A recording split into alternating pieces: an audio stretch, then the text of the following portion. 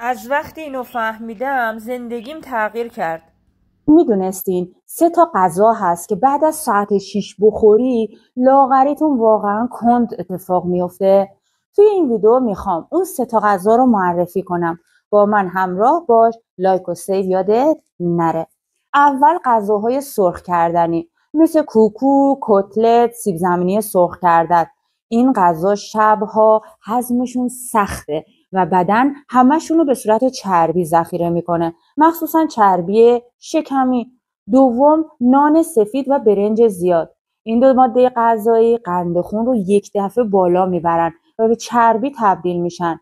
لطفاً بعد از ساعت 6 عصر نان و برنج نخورین.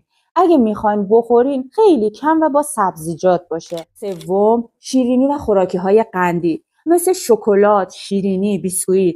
قند این مواد غذایی توی شب دشمن لاغریه. انسولین رو بالا میبره و اجازه نمیده وزن کم کنین.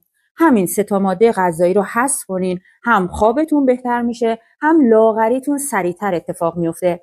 اگه دوست دارین بگم بعد از ساعت 6 چی مجازب بخورین که هم سیر بمونین و هم چربی سوزیتون بالاتر بره، توی کامنت عدد 6 رو برام بفرستید. با تشکر.